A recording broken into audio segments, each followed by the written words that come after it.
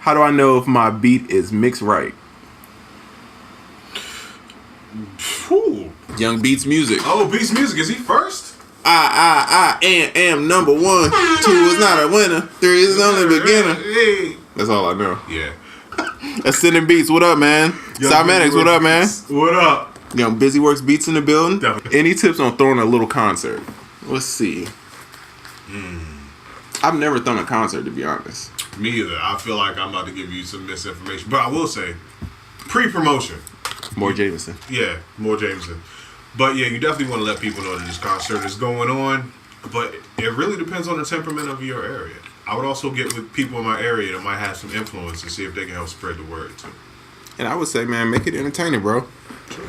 If you get a sponsor. If you package it like a bunch of people you don't really know are going to be rapping, it's probably not going to do that well. But if you package it like, yeah, this is going to be the hottest event, we're doing this, and this, then people might come. Oh, that's a good point. That's a really good point. The packaging is everything. Yeah. If you just look like two guys and a mic, Yeah. people ain't going to pull up. But if you make it an experience for people and make it not just look like a premium experience, because you don't want to fake people out Right. with dope flyers and dope stuff, and then they come in it's your grandmother's basement. But you know what I mean? You want to give people an experience. Find a comedian or something. You got to find that energy that's going, Ooh, the you open know up. what I mean? I like that. Keep it balanced, you know what I mean? Dopeness. Hold on, Derek asked a question. I accidentally skipped it. He said, what's your top pick for a VST equalizer, or do you use the one on your DAW? I think we might have the same answer on this one. Mm-hmm. I know I use the Ableton stock equalizer, the EQ8. Thanks. Amazing.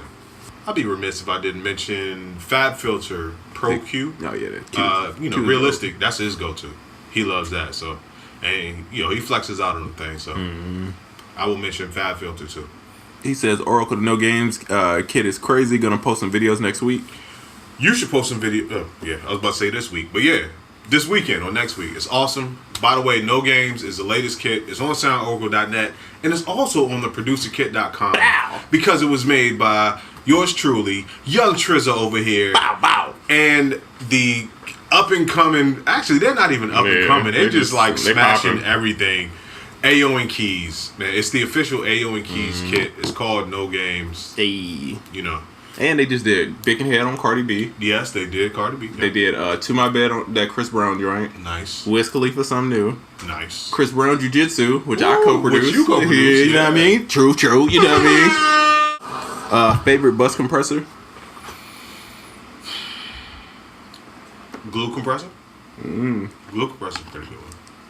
Good choice. Because I know both of us, we're pretty light when it comes to compression. Yeah. Either no compression or very light compression. Facts. So, yeah. We don't require much. Can you give some advice on sound design? That's pretty broad. But yeah, I can. When it comes to sound design, just like with making beats, you want to make your own sound. And I know it may be a little bit harder to define yourself within half a millisecond of sound, which would be a hi-hat or a snare. But have your way of doing things have a certain sound to it. Just be different and be dope. That was a general question, so that's a general answer that I'm going to give you, but I think that'll get you headed in the right direction. Do you always start in session before moving to arrangement view? Hell yeah. See, I'm different. That's right, you arrangement view? Yeah, I make the whole beat in arrangement view. Wow. And then I use the clip view just for ideas. Like, if I'm trying to come up with a melody, I'll clip it and just do a bunch of them. And then I'll be like, oh, I like this one the best. That's dope. I need to get like you. I'll tell you one thing, though. If you see me in arrangement view, I got a banger. Ooh. I got a banger because I had to come on over here. Do you use more samples over VST plugins? I do, personally. But I also make samples.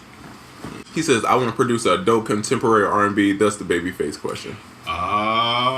You know what? So, I still don't know the answer to your questions. But there is an article on SoundOracle.net in the blogs written by N.O. about these chord secrets. It's called chord techniques or something like that. But what he really discusses, that's a real gem, is a Babyface chord technique that he always used. And I thought that was dope. So go to SoundOracle.net and just search chord techniques and it should come up. How do I know if my beat is mixed right? Whew. Get some professional opinions. Play it for an engineer, maybe. Play it for some people. Ask them if they like the mix. That's a really good question. It seems like simple off the break, but it's like it's one of them things like you know when you know. It's like, how do I know when I have a jamming song? You just know when you know. You play it for people. They think the same. There you go. Facts. Young Brothers Music says, "What? I guess he means why do people still sign to record companies? Just wondering what the offer to an artist since they're becoming dinosaurs." That's a really good question. Well, okay. Playing, I guess not devil's advocate, but playing on a record label, get a deal side of things. Supposedly, there's more of a team. If you don't have a team, you now have a team. Right. You now have marketing. You now have all of these things that a company's supposed to provide. But saying that, I'll ask you, as someone that's had a production deal, do these companies really provide those things that make this attractive? You see, I'm trying to answer this very smart. Ooh, you trying to be PC about it? Yeah. No, Tim Cook. Okay. Signing a deal is like buying a Subway franchise, right? It's a proven system. The product is proven. You get what I'm saying? It's supposed to be like you plug in your stuff and it works. Now, a lot of stuff determines if that Subway does good, like location, who's the manager, all these other stuff plays a role. But ideally, when you sign a record deal, you're basically buying into that system. Okay. Does that make sense? It does make sense. So that's why some people can do it. And the reason why some people can do independent is because they're creating their own system. And they got people. It's crazy. I was just thinking about this on the way up here. I haven't met anybody in the past maybe 3 years that said, I want to be a manager or A&R. Everybody wants to be a producer or a songwriter. That's really a good point. Most people that are A&Rs, they kind of fell into the position from either internship or they used to do something in the industry and they got an office job. But you have to build a team around you. I would love to deal with somebody who's trying to be in the more music management side or the business side, because I feel like that's something I could finesse some stuff with that. We can work on some stuff together. But everybody's going for the same thing. So again, when it comes to the record deal, you get this team. You can get on radio. You could get on blogs and playlists easier. Now, are they going to do it? Probably not unless you pop them. See, that's the thing. And now I'm imagining that, well, I'm not going to act like I haven't accepted a deal before, but it just didn't work out. But from what I remember, they not promise you, but they sell you on all these things initially. And then as time goes on, like after the first little honeymoon journey, they kind of just leave you out to dry. Pretty much. My thing about, I understand having a team and all that stuff, which is really dope from a record label perspective. But where does it get into, like, all right, say you sign and they all about you. They're really going to follow through on everything they say, and then somebody else gets signed that's doper than you. How often do they just leave you alone and go with the newest thing? Because record labels seem like new. Very often. To me, that's the number one downfall in my mind. That, and then what they pay, I just think it doesn't make sense anymore. Like, they really need to have a conversation about what the label makes and what the artist makes, because now it doesn't make sense. Back in the day, when you had to press up records and CDs and all of these middle people, it made sense because it was like, it was a lot of people you had to pay in the chain, but they were clearing so much money off of CDs and albums and stuff. You know what I mean? That's true, but now it's not. But now it doesn't make sense, so they got to restructure this. But if you're pursuing a deal, that's still not an easy button or a shortcut to not learning the business caveats. Record deals are business loans. That's it. It's a loan. It's a loan. Just like if you started a business and you had to take out a loan and you bought stuff for the company and you got to write it all for your taxes and you got to keep accounts of all this and like everything that you use goes toward that money. Same thing with a record deal. So when you see these artists in the studio or they going on tour and they got these big buses, all that comes out of that money. You know what's crazy? If record labels were like banks, it would be a little more fair. Like if you went to a bank or a loan person, they would be like, look, all right, here's the loan. You just got to pay it back. Record labels seem to be of the sense like, here's this loan. And we have a system designed to help you get this money back fast. And then you'll really start making some money. And then once you sign the loan, after a little while, depending on how hot you are, it might be like, it ends up being like the bank. Like, yo, you got this loan. I don't know how you going to pay it back, but you need... Figure it out, homie. Either way, independent or getting a deal, you need to learn how to develop a system. Facts. A system of people and a system that works. Thoughts on how to grow the capital you make from placements? That's a very adult business conversation right here. That is true. And I think this actually is bigger than that question, because the question could also be, if you have a 9-to-5 and if you have any extra money left over, how can you capitalize on that? Because I assume it's the same mindset. Mm-hmm. But with placements, it's a little more dangerous. Mm-hmm. I would say, because placements, they don't come like the trains every 5 minutes. Oh man, dog. It's one that I was told it was coming out in January, right? Oh god, it's not coming out till the summer. Is it really coming out in the summer? And that's what they say. And I've known about it for another 6 months. And that's if it comes out now. Because now the later they push it back, the more I worry about it. See, now that is the thing with placements. Yeah. That is, I'm not going to lie, especially early on, and I don't know if you have this story, I'm pretty sure you do. When you get a placement, you may get a lump sum of money, but how much of that went towards paying off past due stuff because you did not get a placement in a long time? Facts. So, I mean, if I was to get a placement, right? For example, if I got $5,000, I'm going to automatically buy some plug-in software, something. Off rip. Mm-hmm. Something.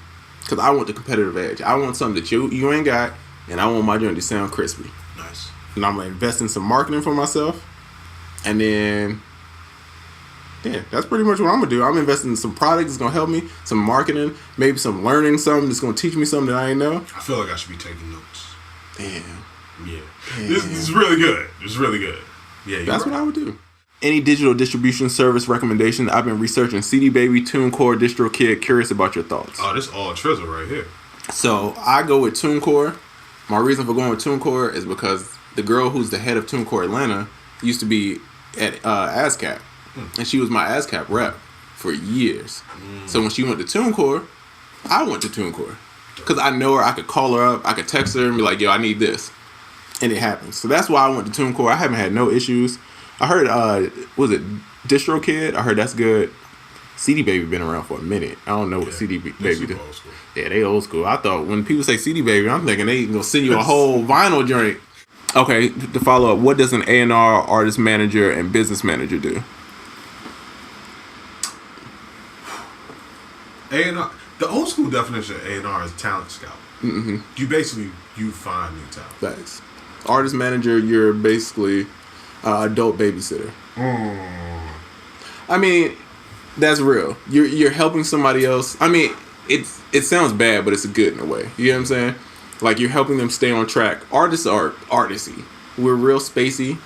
That's true. I need somebody to be like, yo, this. I would love to be more artist than business. I miss those artists. I feel like I've been more business owner, and I miss the artsy part, man. I miss just being able to space out and just do creative shit. Leave because the wrong colors. Yeah. The vibe's bad. I'm out. But yeah, basically, artist manager is the guy that handles day-to-day stuff, makes deals happen, and a business manager manages your business. You know, somebody got to keep up with your money. That's true. Now, you know what's crazy? Out of those positions, the business manager is the one position where I think you need like 2 or 3 other... It's attached to like 2 or 3 other people. Mm-hmm. Like the business manager talks to the lawyer, talks to the accounting, talks to this. Yeah. It's a system. Thoughts on setting up an LLC to get paid as opposed to being paid directly? You want to do that. Number one, if you're doing business, you should do business like a business. And the biggest part of that, I'm not going to go really in depth about that, but the best part about that is you want to set up a business or like an LLC. LLC literally stands for Limited Liability Corporation. And that means if something goes wrong, let's say you get sued, you are not personally responsible. Your business is responsible, but you're not personally responsible for whatever happens. I just think if you're really doing business or you plan on selling things in volume and really being a business, then do what businesses do. And step number 1, form a business. Facts. Okay, so TM says, hi, thanks for sharing. Saw you on Busy's Mastermind recently. I'm using Oracle samples for the last year. Thank you guys for these quality samples. I'm signed to a major publisher since last year. Got a lot of sessions with different artists and styles. Would you recommend to not get burned out or lose myself? There are a lot of sessions I instantly knew that I had no chance, but have to please a lot of parties. What do you think I should do in this time? That's a loaded question. I would say prioritize. Number one. You know, what are the top 5? I don't know how many things you got going on, but what are the top 5 things that you may have going on, and kind of prioritize. And you know, we like to schedule when you're going to get around and stuff. Thanks. But right now, it sounds like you're approaching a point of overwhelm. And here's the thing: if you think about, somebody's gonna be like, "Yo," A&R's gonna be like, "Oh, we need stuff for Rihanna, right?" That's something. If you got some jams. But I'm not gonna spend 6 months working on the Rihanna because the chances of you getting on this Rihanna is gonna be, unless you got a personal relationship. Okay, you're kind of getting into what I was gonna ask you to explain. Why is it not good to spend 6 months working on a placement for Rihanna? Because there's so many politics involved.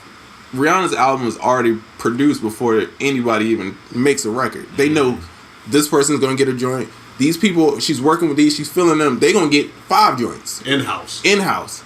So it's so many people fighting for that one spot. What I would do if I was a newer guy, I would find, if I knew it was a smaller artist that I definitely could get on, I would try to find 10 smaller emerging artists and really focus on them and get a bunch of joints on them, because somebody from there is going to take off. You get what I'm saying? Nice. And then you can work your way up to the Rihanna. But you know, it's your business, man. You had to run it the way you wanted to do it. You know what I'm saying? Yeah, that's a fact. I had a hot take, but it mentioned the artist name. So ooh. Because I'm telling you, these A&Rs, these publishers, they're gonna try to run you to the ground. They don't care if you're not making money or not. I mean, they care if you're making money, but they don't care because they just go on to the next person. It's a business for them. Y'all talk on best 808 sample and any secret on getting them to ride. That's my biggest struggle. Yeah, best 808 sample. I'm gonna go with the home team. I'm gonna say the 2 best 808 packs you can get are Subculture from the ProducerKit.com and the 808 formula from SoundOracle.net. Now, to the second part of the question about how to finesse them and all that stuff. Here's a tip that I use for 808s, and whether I determine the 808 is mixed right or is a dope 808. I take it off my monitors and I put it on my laptop speakers. Facts. And I play it with other stuff with it. And if you can hear that 8 and it's fitting in the pocket and it's sounding nice, and you can hear it on these crappy speakers and these crappy earbuds, Gucci, then you win it. Facts. What is typical you get paid for a placement as an up-and-comer? Let's not go there. Yeah. There's no typical. Yeah. I say 1,000 and up. It's possible. I say 0 to up. That's true. Because it depends on if it's a mixtape, is it an EP, is it an album? Is it an album that they're telling you is a mixtape? Yeah. Nice. Starting out is okay to give away your beats or two. Get your name out there. Facts. Oh, you're going to have to do stuff for free. Oh, yeah. Even once you're on, you're going to have to do stuff for free. A lot of these big name producers and big name artists and all that stuff, a lot of people are doing a lot of free stuff. Facts. Big name people. Swapping verses for verses and there beats for, you know. It's not a whole bunch of hundreds of thousands being traded back and forth every time a song is made. No. People are like, yo, I'm not going to charge you for this. But if I need you for a verse later, you know, this is Fortnite. You know what I mean? The game is free. But if you want them skins, the custom, you know what I mean? You got to pay a little bit. You know what I mean? Go. You know what I mean? So you can get in the game for free. Go. If you're trying to get to that next level, you kind of got sauce. Go. I like that. I wonder, do people like, are you guys investing back in your careers as far as producers? That's something that I don't feel like a lot of people talk about as producers. No, they don't. Like, I feel like, yo, you're not going to get so far if you're not putting money back in yourself. Boy, you got to fuel the thing that propelled you to the point where you are. Facts. Let's see. Yeah, I just put out like free beat tape for artists to rock over, just trying to find ways to get my name out there. I used to do that back in the day. I used to walk around these beat battles. It was a club in DC that would always have like beat battles or artist showcase every week. I'll show up with a Tommy Hilfiger duffel bag full of CDs with half naked women on the cover, and I would pass them out. They had number beats on them, and some people like they would see me doing it, and then they would come back the next week and they'd pass out their CDs. But the thing is, people didn't throw my CDs away. You had to So have they would naked actually, girls. because the thing is, what people didn't realize, you had to actually take them back home then to listen to them to see what it was. Most people just throwing their stuff away immediately, but it was like, oh, I'm gonna take this with me. Zulu Child says, Triz, do you think as a producer, there are times where it's best to step away from making beats music for a period of time, or hiatus basically? I've been experiencing burnout for the past few years, and I've been wondering, should I take a step away? Hell yeah. Nah, I'm just coming back. Yeah. I'm just coming back. Listen. Now I do it when I want to. Because before, what made me get into music is because I loved it and it was fun. Right. When it stopped being fun, I stopped doing it. Because it started being more of a job. It's a job. Yeah. And I was just making beats for other people. I wasn't doing it for myself. Yeah. Sometimes one of the worst things that can happen with making music is that you start making money.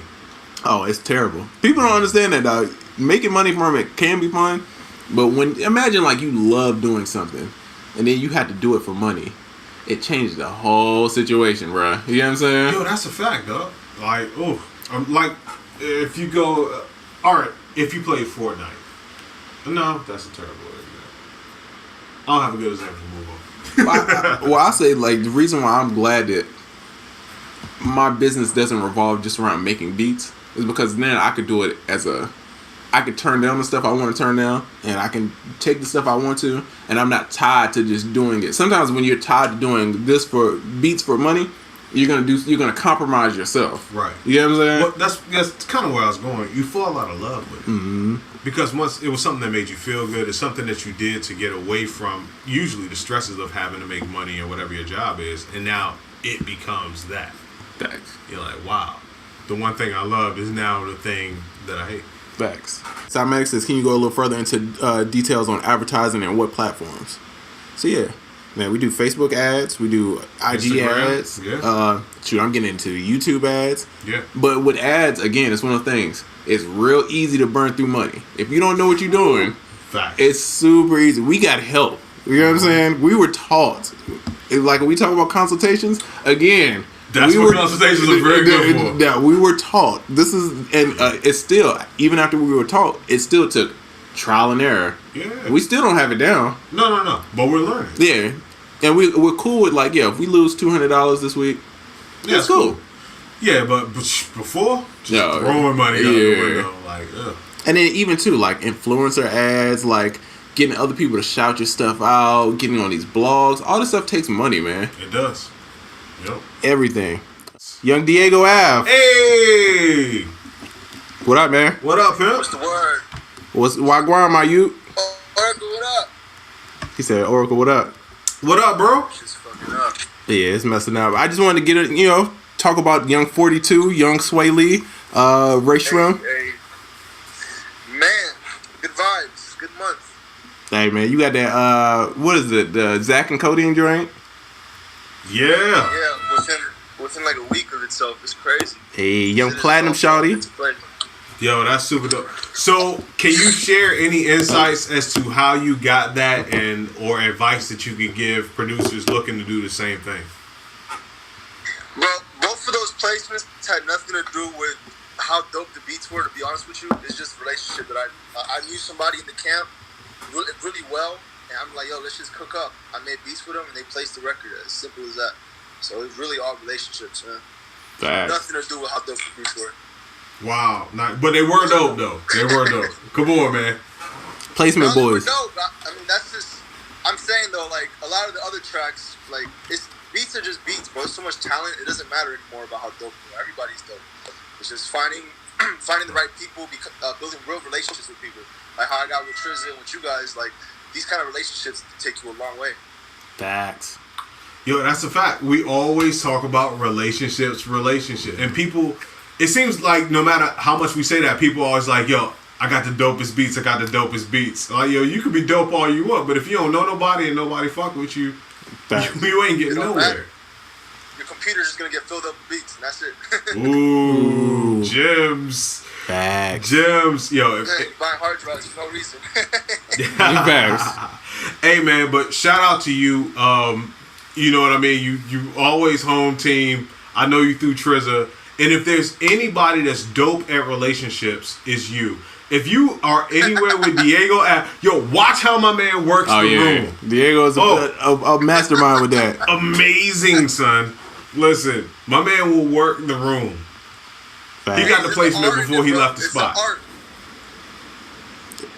There is an art in working the rooms. Way more of art than that to make it beats.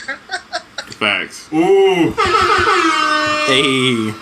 So, hey, hit the hearts for young Diego Ave, man. Check out Ray Shrim's new album, 42, produced by my boy Diego Ave. Check out Post Malone. Zach and Codeine, produced by my boy. Check out Ultimate Kit. Now, before we get off here, I have a question for the squad. I would ask in the chat, but if y'all could DM me, I need a new MIDI keyboard. Because when I got my new computer, basically when I got a Roland Gaia, which is like a VA, and then you had to load the drive. You got to install it a certain way. I don't feel like doing it, to be honest. Explain what a VA is real quick. It's like a virtual analog synth. So it's like you can manipulate the sounds and create your own sounds. It's kind of like a plug-in, but in the physical thing. But it's time for me to switch it up. I want a new MIDI. Oh, yeah, that was proper. Okay. So it's time for me to switch it up. I need a new MIDI keyboard. I have no idea what to get. I don't need nothing super big. Just 49 keys maybe. So if you got some recommendations, DM your boy, Young Triza. Let me know. And where do y'all go to sell equipment, dog? I got like monitors, it's like sitting there, keyboards is sitting there. Yeah, is eBay still the thing? I don't know. Are you an OfferUp guy? I've never used it. It's like Craigslist, but not creepy. Dangerous? Yeah, it's Okay. not creepy from what and it makes it sound like Shopify. Okay, you might have sold me. There you go. So, Oracle, got any plugs? Definitely check out soundoracle.net. The XO kit, the highest selling kit in soundoracle.net history. Check out the resources page to learn all the gear that I use, and check out my blog and tutorials to basically read dope blogs and learn new tutorials. I purposely left out no games because I figured you would get around to that. So what do you have, brother? Ew, that's the Millie rap. Okay, Hey, spend my horse, my guy. with the Bathing Ape shirt on. Okay. Let's see. Flex. No Games, Ayo and Keys official kit. Diego Ave kit, Ultimate. Used to make the Sway Lee joint. Used to make the Post Malone joint. Yeah, the producer kit. We got blogs from my homie IDK. He wrote some dope stuff. That's it, man. There you go. Follow me on IG, man. At Triza. Yeah, I think this has been another episode of UnQuantized Podcasts, and I guess we're out.